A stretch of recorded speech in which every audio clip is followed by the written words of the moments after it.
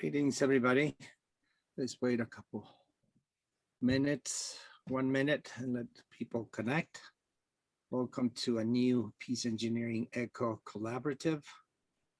We need a new mindset where we can imagine, design, and create new solutions for the global challenges. Couple of notices. This session is being recorded. Please type your name, email, and affiliation in the chat so we can know who participated. If you're not speaking, please mute yourself. There's a lot of background noise, can be very disturbing. We will have a question and answer session at the end. We are monitoring the chat, so please ask your questions, type them in, and with your name and also affiliation. And depending where you are connected from, we may have some bandwidth issues. So you may want to turn off the video. That really consumes a lot of bandwidth. This is a collaborative on an introduction to the health impacts due to climate change. We are facing, many scientists say, we're in the path of extinction. The Earth is resilient. Nature will adapt itself. Does nature need humans? That's the question. Next, please. I have the pleasure of introducing a colleague, Dr. Heidi Rogers. She's a nurse practitioner. She works with a UNM ECHO program. She's also connected to the national labs.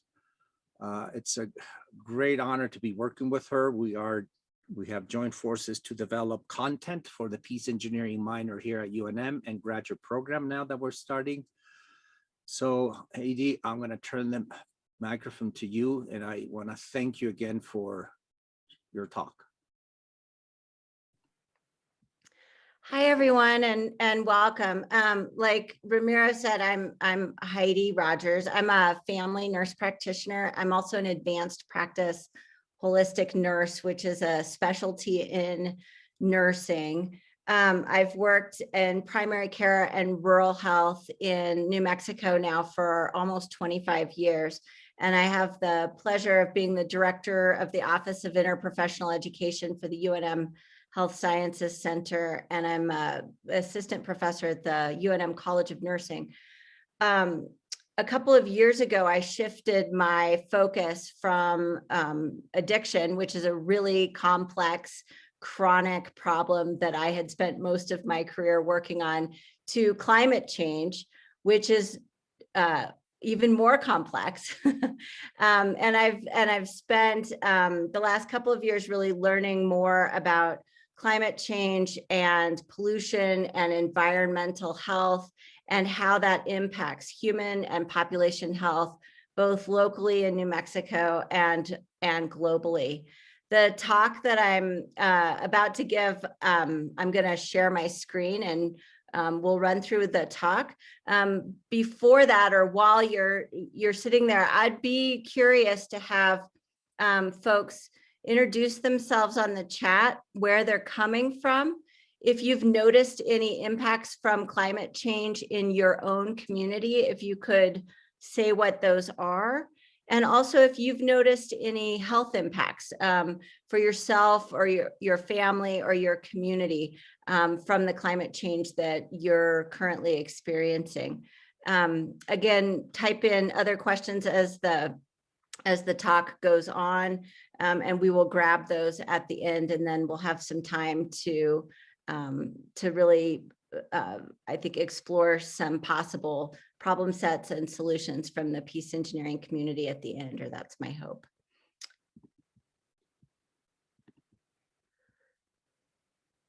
So climate change and human health. So these are the objectives that we set for ourselves for this talk. They're in no, they're fairly elaborate. So we'll hope that we grab hold of all of these. But first, what we're going to do is just review the environmental impacts of climate change and how these connect to current and future health outcomes for humans. integrate the concepts of environmental, human, and planetary health, to share how our health and well-being is really interconnected with our natural and built environments. We're going to explore problem sets in the areas of mitigation and adaptation to improve the climate change related human health outcomes going forward. And that's your job. So we're going to be thinking about that together at the end. And we're also going to have an open dialogue on how to support ongoing innovation, research, community engagement, and community-led policy and program implementation towards justice and equity for our local, national, and global communities. So I'll just say I'm not a climate scientist, but this is what I've learned. This is climate science in a nutshell. And all of these areas are areas that I'm going to focus a little bit more on as the slides progress. But just to understand climate change, it all starts with air pollution. Air pollution is the cause of global climate change. And air pollution is fairly significant environmental health problem and human health problem in and of itself. One of the things that air pollution causes, besides smoggy and crappy air, is ocean acidification. So as we're creating all this air pollution, it's going over the oceans are sucking it in. And the oceans are changing their pH because of this, which is its own human health problem set, and obviously ocean health problem set. Air pollution is also causing global warming. Global warming is causing ocean temperatures to rise and shift in different areas, which is changing global weather patterns. And how ocean currents are working, and also how air currents and weather patterns are working.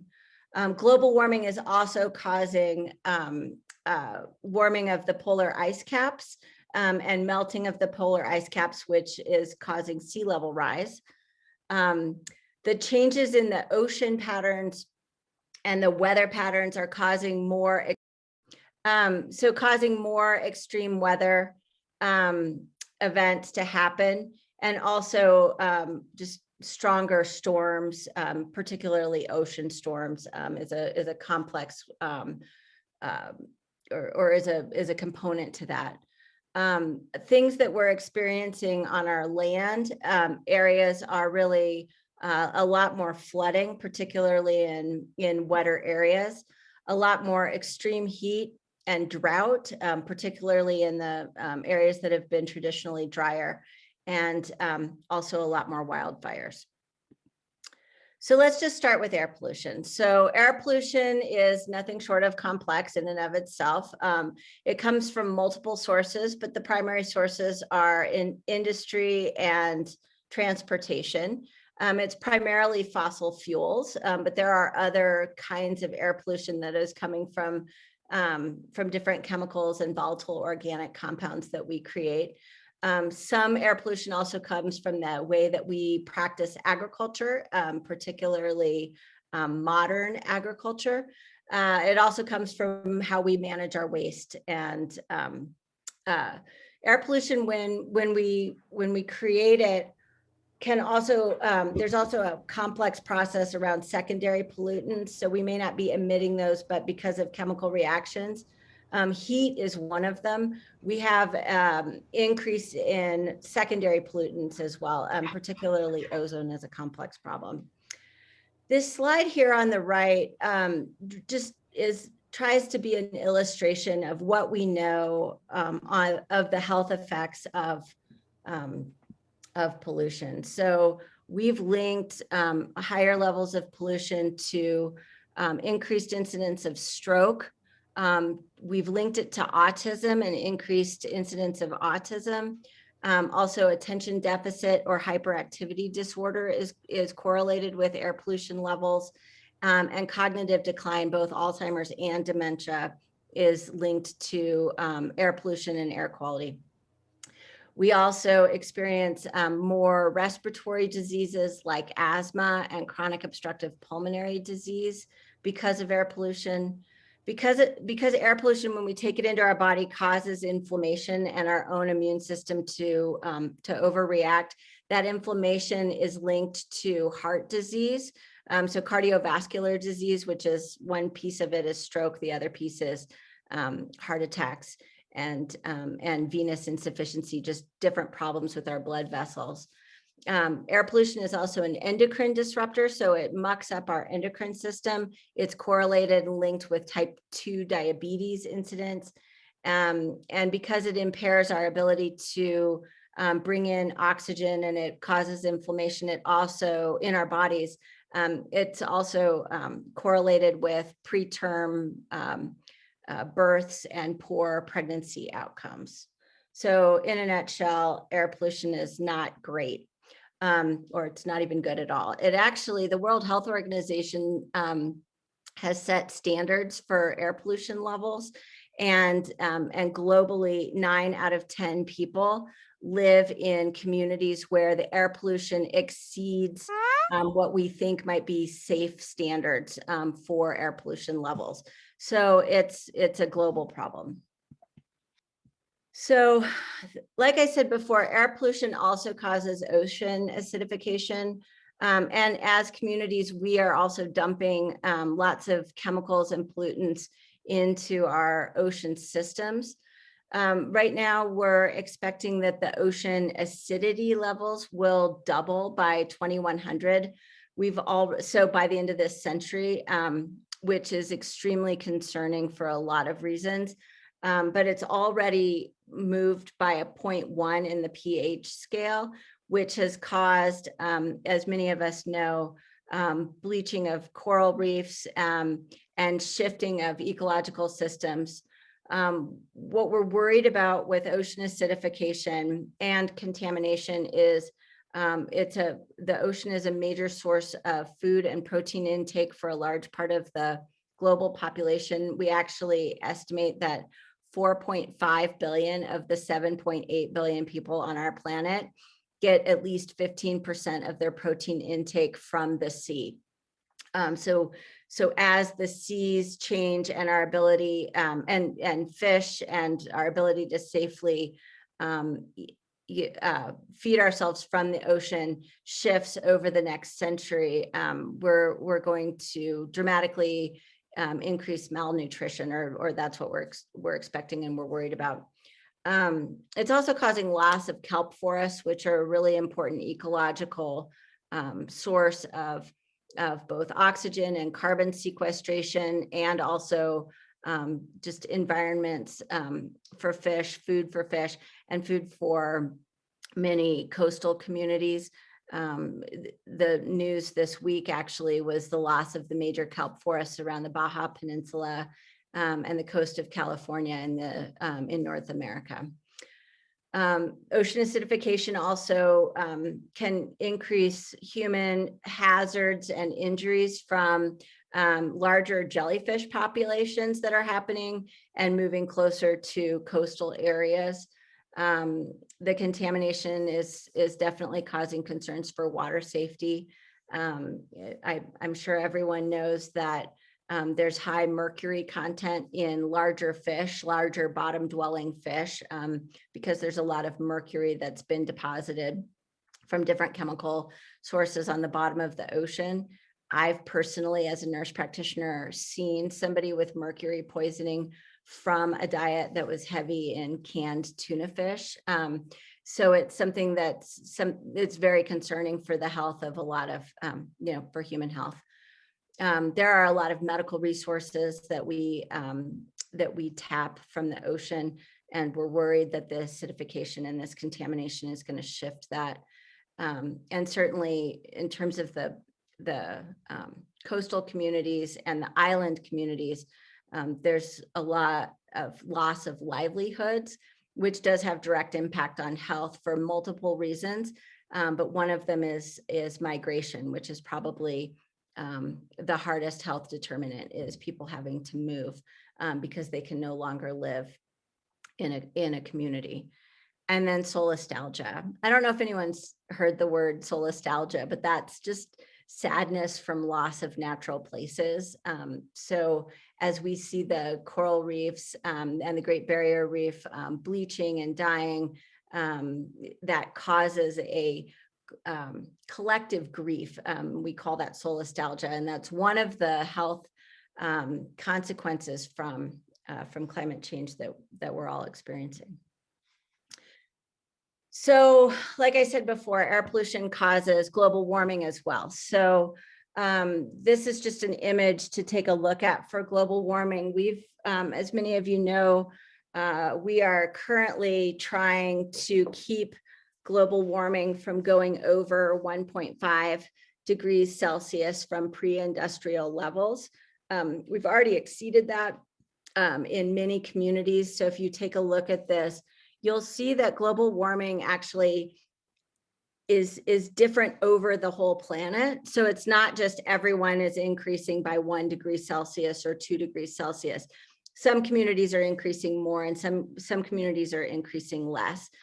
So this is just a map to kind of, just to get a visual that it's not the same everywhere. And if you see, the Arctic Circle is actually the place at the top that's has already experienced the most heat and between 2 and 4 degrees Celsius, and that's to 2019.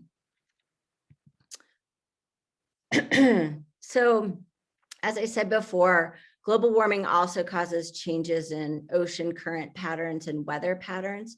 And the shifts in these weather patterns mean that weather for all of us on the planet is a little less predictable than it's been. It also means that we've got increased extreme weather, which is its own risk factor.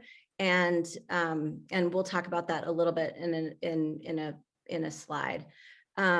There's also increased ferocity of ocean weather. So I don't know if you've noticed, but we've had over the last 10 years, more Category 4 hurricanes and cyclones, ocean storms than we'd ever previously had. So these storms are impacting our communities and in different ways impacting our health. The changes in the ocean current patterns are making wet areas wetter, so that means that wet areas are getting more and more water and more flooding and mudslides, and dry areas are getting drier. But at the same time, the storm severity is also increasing. So as dry areas get drier, and we'll talk about this a little bit, then they get super intense storms, and that actually has another dramatic impact. So it's interconnected, and this is impacting the socioeconomic base and infrastructure in communities all over the world, both inland and coastal. So we've talked about the Arctic Circle and sea level rise and these the polar ice caps, which have been holding a lot of water up off the top of the ocean, and will be continuing to melt. We're expecting, I think, 15 meters of sea level rise for most coastal communities at some point in the next 100 years. I put these images up because for a long time, we thought about polar ice caps and melting, and we saw these images of these sad polar bears. And that's an image that not very many, it's sad. We have feelings for it, but it's not really an image that helps us understand what it is that we're going to be experiencing. And so we're trying to shift the communication towards the second image, which is really maps of what we're expecting is going to happen as these polar ice caps melt and the sea level rises. Where are the land places that are going to be underwater? And it's fairly stark. As coastal sea levels are rising, this impacts infrastructure. Certainly, sewer infrastructure is a huge problem because as these get flooded or are broken down by the sea level rising or the tides rising, those kinds of things, and also these increased storms. As sewage gets out, it causes a great deal of contamination and a significant problem for human health in those communities, and also obviously fish and water and ecological system health. It also impairs abilities for coastal communities to get fresh water, and it works on infrastructure and energy systems. So it's really, these kinds of things are really devastating for coastal communities. Then coastal communities, as the sea levels are rising, are also more vulnerable to extreme weather events, particularly these more ferocious ocean storms.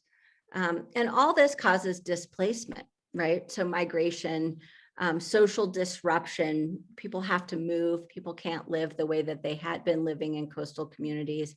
In island communities, there's several islands that are being slowly relocated right now because they're not going to make it in the next 50 years. Those island communities are going to be underwater. There's a community in the Gulf of Mexico that's also being relocated. And so, you know, just massive displacement and social disruption is happening because of this. And certainly it's contributing in terms of health impacts to food security, to safety. It has a huge mental health cost to it. There's injury, there's access to care issues as infrastructure is falling apart. So we're also experiencing shorter winters. So as the planet is warming up, our winters are shorter, and much of the planet actually relies on winter snowpack for surface water. And so as that snowpack is decreasing, it's decreasing the amount of surface water and fresh surface water that many inland communities have access to.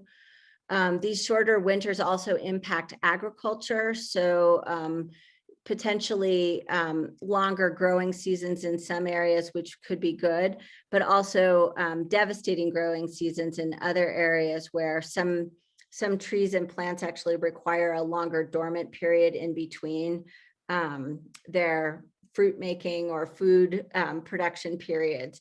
So this is impacting our ability to grow food quite a bit. Shorter winters are causing a huge shift in bee behaviors and pollination. As we know, pollination is a key component of a lot of fruit and some vegetable cultivation globally. And as our global bee populations are falling, and shorter winters are contributing to that, there's a lot of contributions to why our bee populations are falling, but this is one of them. We're also having longer allergy seasons. I just read an article just recently from the CDC that 30% of US Americans are experiencing allergies. So 1/3 of our population has a long season of sneezing and being miserable. Allergies and asthma are something that happens as these, you know, as we have these shorter winters. This is also causing, you know, shorter winters means that pests, or what we consider pests to human health, don't have die-off seasons and rebirth seasons, so they just continue to spread and flourish and grow. So ticks, which I spelled wrong, I'll change that later, but ticks are increasing and also moving to areas that they've never been in before. And that's true for a lot of other rodents and mosquitoes. And so we've got a change in that. It's also causing a problem with our soil microbiome, which is a key component of food security and our ability to grow food. Certainly contributing to bark beetle infestation and other infestations in forests that then predispose them to drought and predispose them to wildfire from drought. We've got shifts in bat and bird and butterfly migrations. And then, like I said at the beginning, less snowpack and a deficit in surface water. So again, shorter winters are contributing to migration, which is one of the biggest human health impacts from climate change.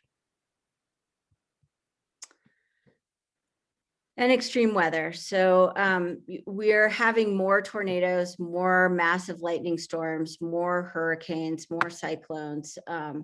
We've got more heat waves. We've got more droughts. We've got more dust storms.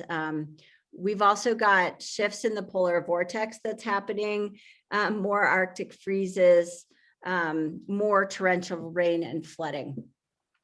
And all of this, every time we have an extreme weather event, what we experience are power outages, impaired transportation, infrastructure problems, loss of housing and community resources or community infrastructure, grocery stores, hospitals, those kinds of things.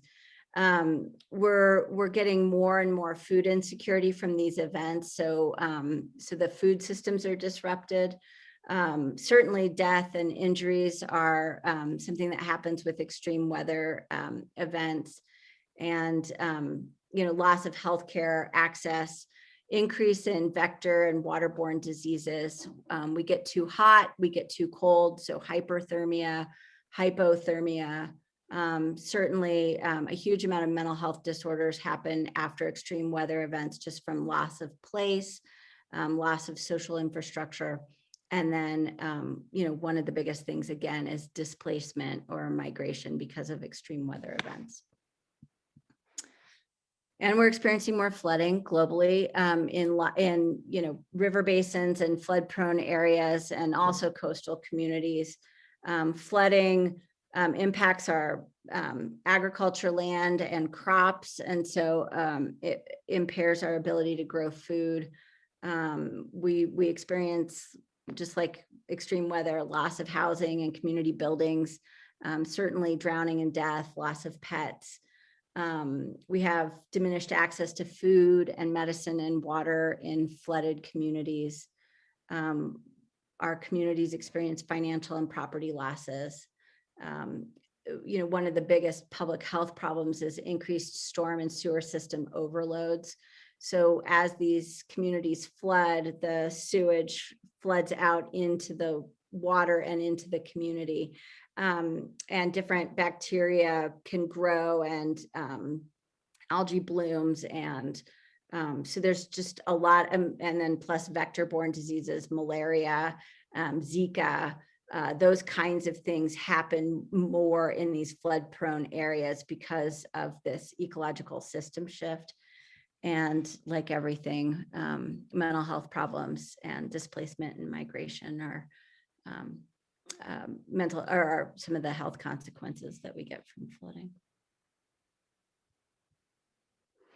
And then we're experiencing more extreme heat. So, extreme heat is dangerous for us as humans and plants and animals to be in. So extreme heat causes death. What we've been experiencing, and this is just a quote from the World Health Organization, we've got an increased exposure to extreme heat, which is currently at 2.9 billion person days per year. And that's 475 million more person days than last year. So, so it's worse, and heat is worse for the elderly and also infants. And I misquoted that. That's from the Lancet Countdown to Climate and Health, which I'll link to later, which is a global report that comes out annually.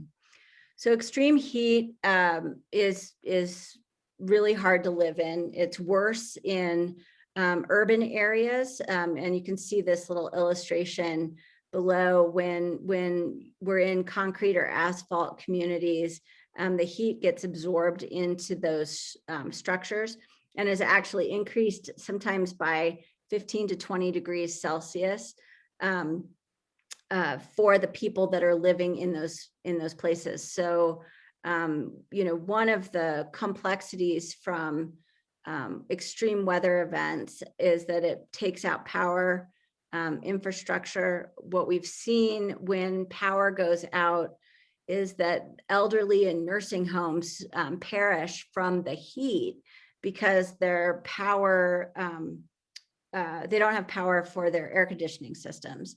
And certainly people in these communities, die because of exposure. There was a couple of years ago, there was a heat wave and over 15,000 people died in Paris in one summer from heat. So we've, it's just, this is a, huge consequence, and certainly something that as peace engineers, we need to be thinking about how do we help decrease these effects from extreme heat and these urban heat island effects. So heat causes heat stress and heat stroke. It causes dehydration. It dramatically impacts outdoor construction and agriculture workers. It causes kidney failure. So when we're in an extreme heat environment, our kidneys can shut down. It certainly causes mental health emergencies and violence. There's a lot of data about violence, domestic violence, interpersonal violence increasing on hotter days. So that's a, obviously a huge health problem for our communities. Heat puts a lot of stress on our body, and we have more heart attacks and strokes on high heat days. So emergency rooms are inundated not only with dehydration, heat stress and heat stroke, but also cardiovascular events as well. It makes our respiratory system have to work harder, and it causes exacerbations of asthma and chronic obstructive pulmonary disease. There's a huge economic loss of work hours globally because of extreme heat, and which, impacts the workers because they're not getting paid, and it impacts the ability for infrastructure to be maintained and built. There's an acute loss of agriculture. So extreme heat days boils the soil, kills the microbes, and it's really hard to next to impossible for that soil to become supportive of nature again after an extreme heat event. And also a dramatic evaporation of surface water. So really impairs our ability to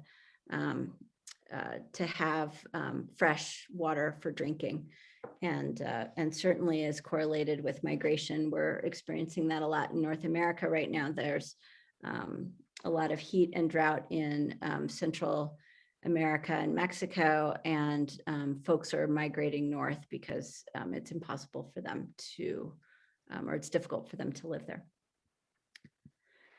And drought. So extreme heat, global warming. Oh, go ahead. I want to interrupt you. Can we speed it up? We're going to run out of time. That's all. Yes, Thank you. absolutely. Drought also bad for health. And so you can see here sort of what the issues are with surface water. Switching to groundwater is something that has to happen with drought.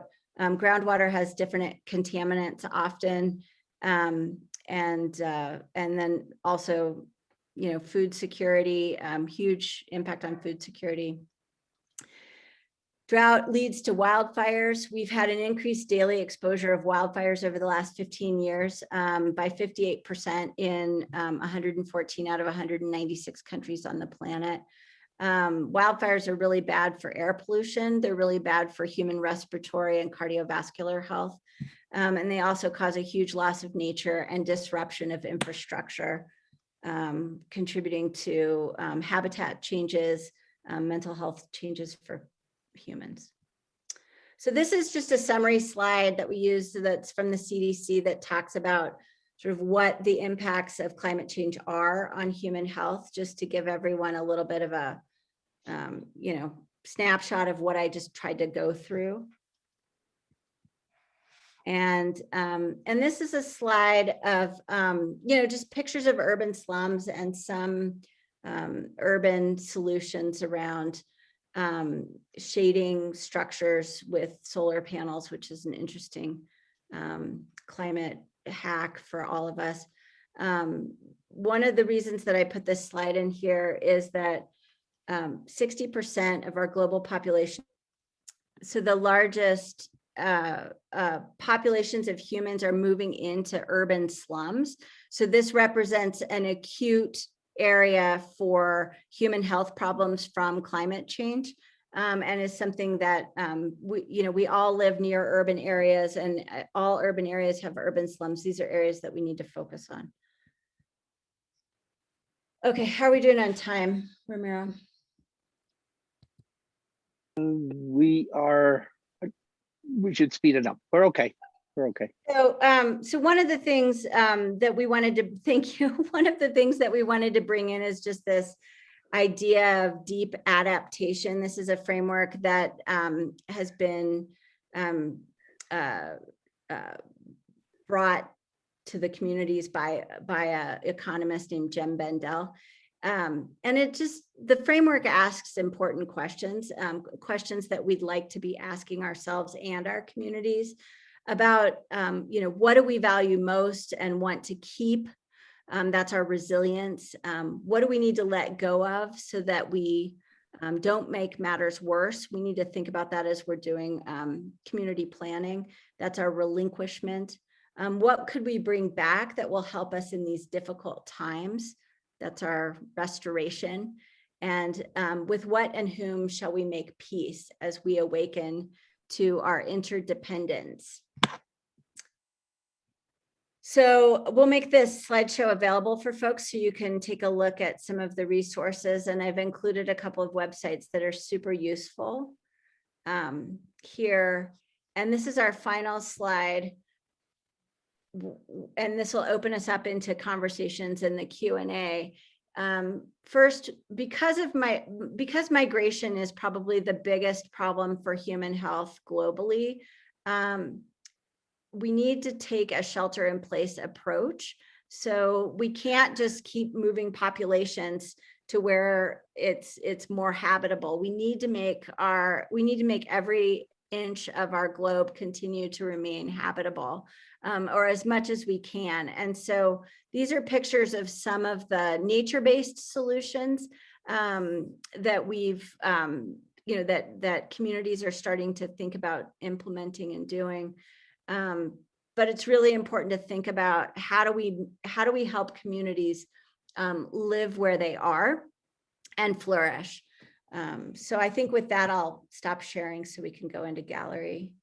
And I appreciate everyone's time with my talk.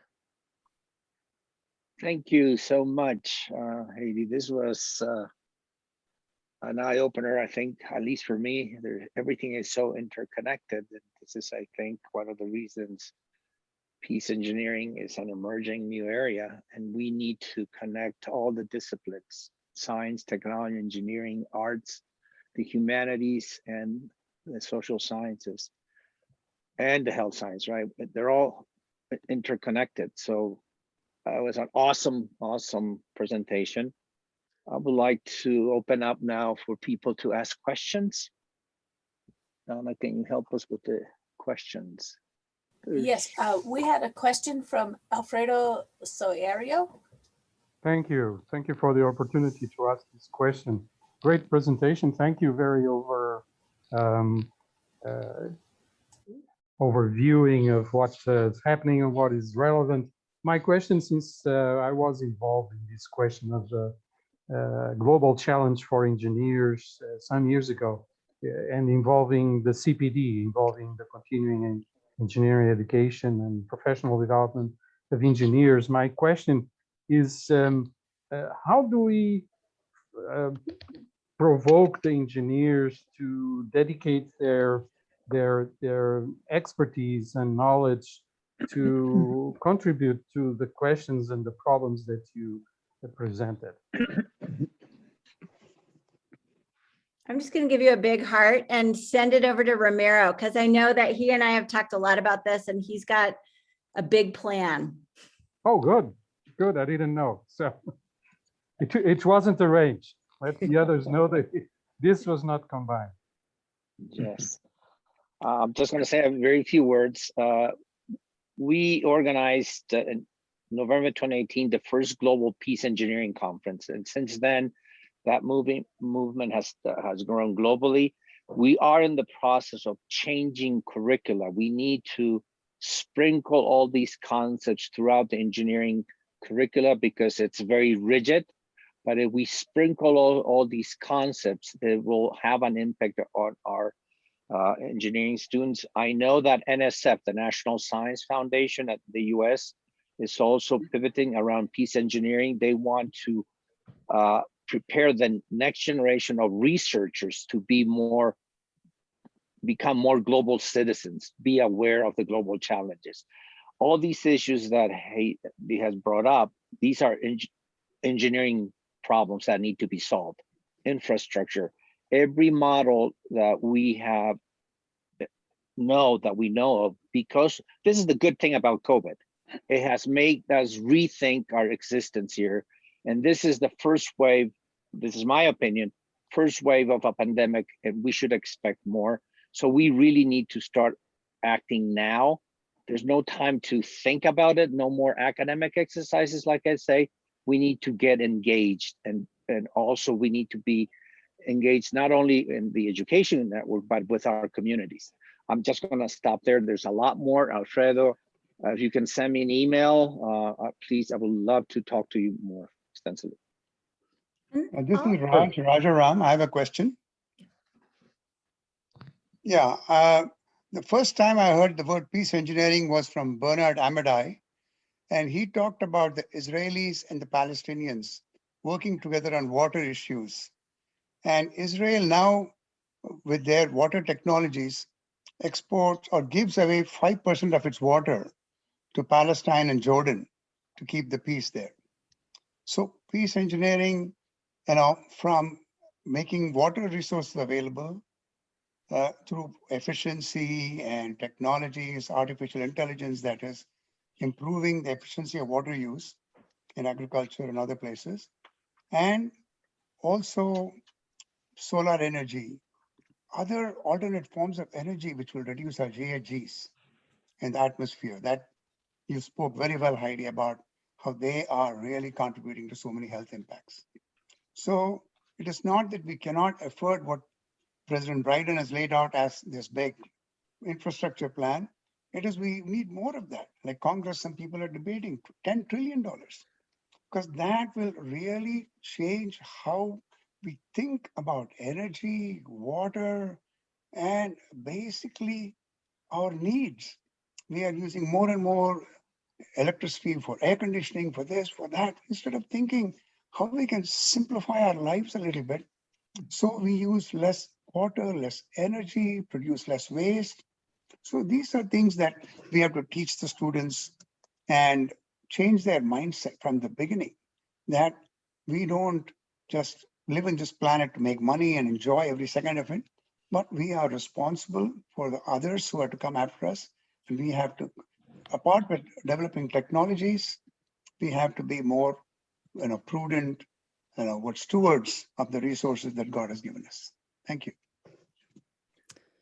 Very well said, Raj. Thank you, Ramiro. I'll just add, I teach a course at the university called Climate Change and Public Health Preparedness. And in that class, we've created an assignment for the students who, most of the students come in from different areas around New Mexico. So this is really a regional university. And the students take a problem from their own community and then walk through a rubric to really look at the problem, think about how the problem is going to get worse over time because of climate change, and then propose a solution around that problem for their community. And I think that one of the things that we can do as educators is really shift to local grabbable problem sets. Every community is going to be different, what they need to be able to shelter in place. what they can harness for energy. So some communities can harness solar and some wind and some geothermal. And, and possibly some also need nuclear and, but if we can start to think as educators about activating our students for local solutions, for things that they can grab hold of while there are students, because it gets overwhelming. I think everyone knows this. All of the things that are going on the planet are so huge. And if we can give our students something to grab that's little, it's not insignificant. Actually, it helps build up their action competence and build up the way they see themselves in the world and how they see themselves solving problems. So thank you for letting me add that into the conversation. I think that's one of the things we can do as educators. There's a comment here, something that, and you alluded to it, Heidi, is something that is needed globally is environmental regulations and policy. The political will has been lacking since 1992, when was the first Earth Summit. It's been just agreements and blessings, and there's no political will. Yeah, and I think it's an all hands on deck. I think policy is something, for educating health professionals and specifically nurses. I know when a nurse talks, people listen, but the nurses don't know that, and they don't use their voice to advocate for policies and solutions that are important for the patients that they're caring for. And so, that, again, the other thing that we need to do as educators is give students opportunities to really bring that into the visceral being of our professional identity. Like, nurses always need to be advocates. Engineers always need to be advocates. So it's not just about, it's bringing that in, I think, to our yeah, exactly, Raj. You said continuing professional development and citizen awareness are critical. And it's true, it's not just our students. We have to, Ramiro was saying this before we opened up this session, it's lifelong learning. We need to bring we're all students. We're continuing to be students. Everyone is a student for this. It's not just the people that are enrolled in our education programs. Any other question, Donna? Alfredo put up a link and the Porto Declaration. I don't know, would you like to talk about that a little bit, Alfredo? Again, okay. Thank you. It's just when the International Association of Continuing Engineering Education, which is based now in Georgia Tech, had its conference here in Porto 5 years ago. We all signed the declarations on the website, the people that signed the declaration, to make the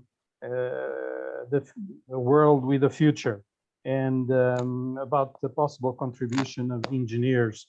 And the point is that the engineers that are already working, they take decisions very important for all of us. I think at that time we thought that it was relevant to make available continuing education to continuing engineering education to those that are interested in improving their contribution to a world with a future. We created something which is called Serena website. It's in Australia. It's being managed by our colleagues in Australia, that has a compilation of training for engineers related with the question of water sustainability criteria for built environment, etc.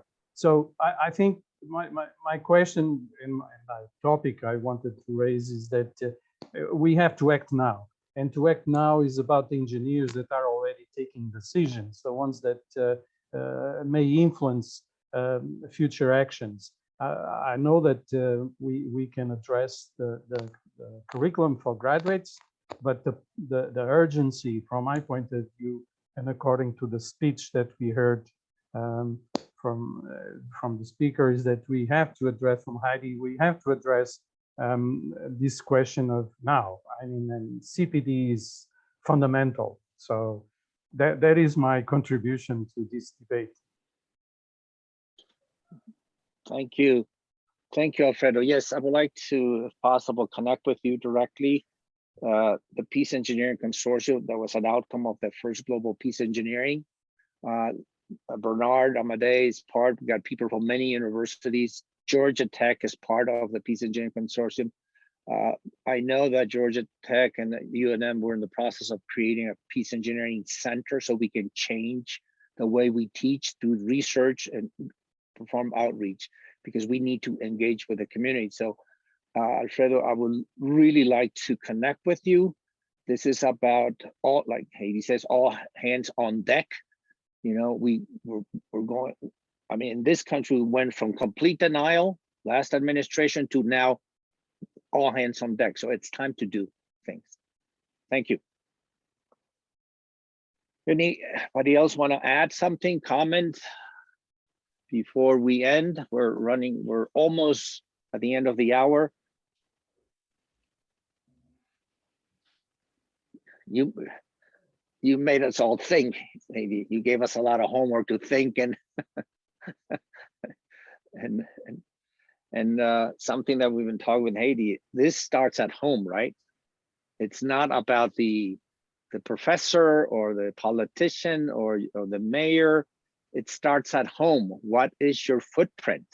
How much water you waste? How much waste you generate? How much energy you consume? How much bandwidth you're wasting? I mean, it has to start at home. And this is one of the challenges in the Peace Engineering Consortium. We want to measure. It's about metrics, IoT, so we can work with big data, data science, so we can come up with a peace awareness map. And that's one of the challenges and it's doable. But I want to thank everybody. Any other question, comments from the audience? If not, Heidi, thank you so much. We got so much to do. This was a great place to connect with new people. It's time to make a difference and have fun, like I say. Thank you, everybody, for participating. I really appreciate it. Heidi, thank you so much. Alfredo, Thanks, Al. Thank you. connect. Great talk. Thank you. Bye-bye. Raj, let's continue the conversation. Thank you. Yes, thank you.